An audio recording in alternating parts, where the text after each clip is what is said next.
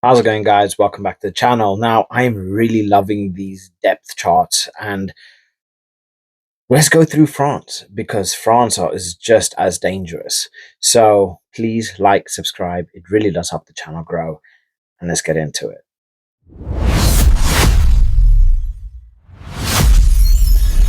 Now, France, like I say, there's a lot of talent here. There's a lot of talent that's going to be coming up through the ranks, but there's also a lot of talent that is already showing its present, and it's destroying the leagues, it's destroying at international level as well. So over the next couple of years, the build up to the 2027 World Cup is going to be phenomenal.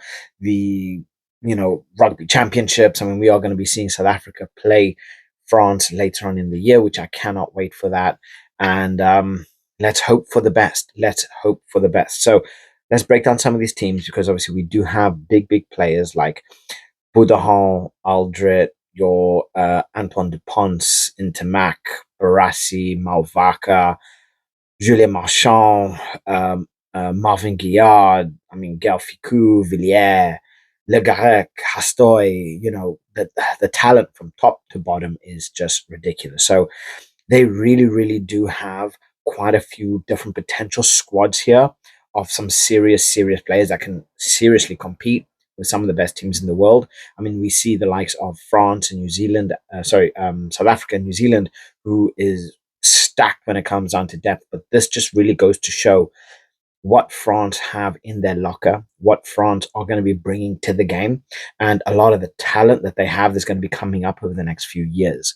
So, I mean, when we look at the first team, pretty straightforward. Obviously, there's been a couple changes, for other teams, but this is a very solid team, especially when you take in consideration those backs: Dupont, Intermac, BRBRA, Mofana, Barassi, Pinot, and then Ramos. So serious talent, serious, scary players there. But then you look at team two, and you have the likes of Maxime Lucu, who's getting on in his age, but then to replace him, you have Nolan Lagarec. But you also do have Serine, and you have Quilu. So there's a lot of players there that are, within their 20s, that by the time that the next World Cup comes through, I mean, we more than likely are going to end up seeing Antoine Dupont shuffling between 9 and 10. And then you're going to have players like Nolan Lagarec, Hastoy, Segon, really filling in that 10 spot. I mean, you got Jalibert as well. So there's a lot to really um, mix and match for whatever is needed. But team two, Jalibert, Villiers, Ficou, Gaetan, Atisogbe, another elite level youngster that's coming through that's been absolutely killing it. He did wonders when it came down to that France test. He played really well, whether it was at 14, whether it was at 15.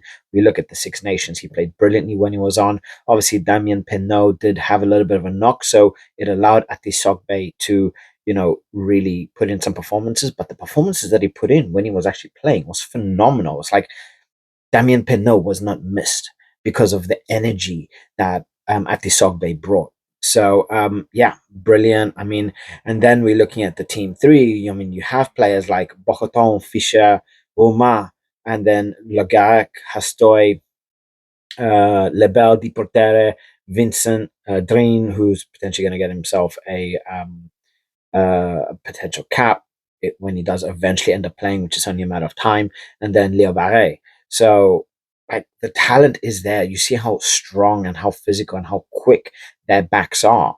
It's ridiculous. A lot of these have a good amount of experience. They're getting on, while they're playing at the highest level. They're playing, a lot of them playing in France, which is a scary league to begin with. But I mean, even you look at their forwards from Algeri, Brennan, who he's got legendary blood, um, Tuolagi, and then Bocaton, Fischer, Roma, Barrier, Barlow, Team 4, they got Bouraid, Montagne, Woki, Taufifanua, Abadi, Van Tonder, Gazzotti. Madness. Absolutely madness. Any of these teams, I mean, even we take a look into the team 4, right?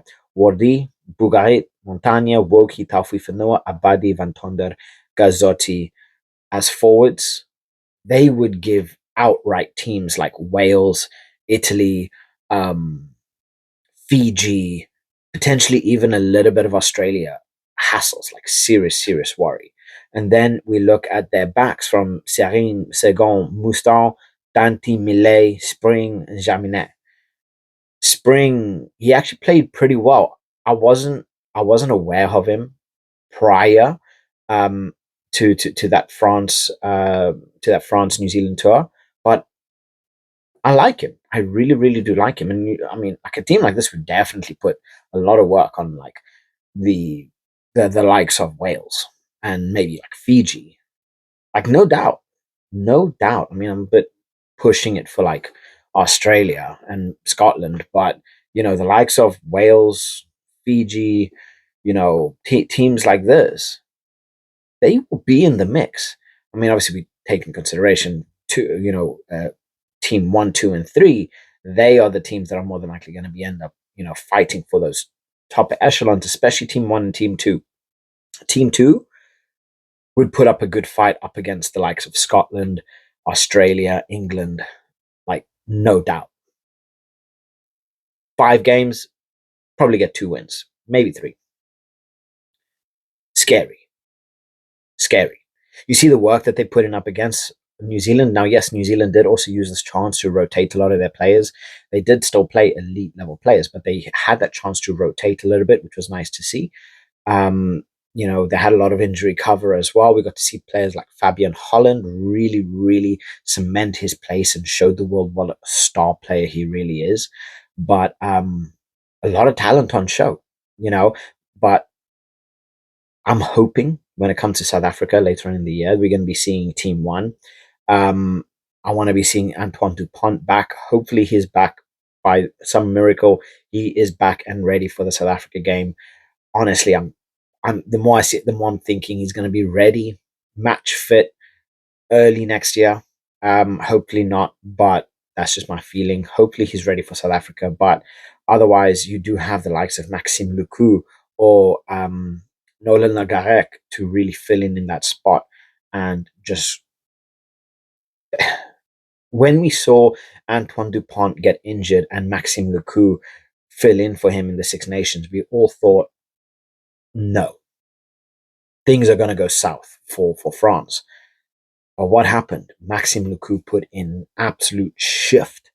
And I actually think he got more injured in his post Six Nations party than what he did the entire Six Nations. He got hurt more in that party.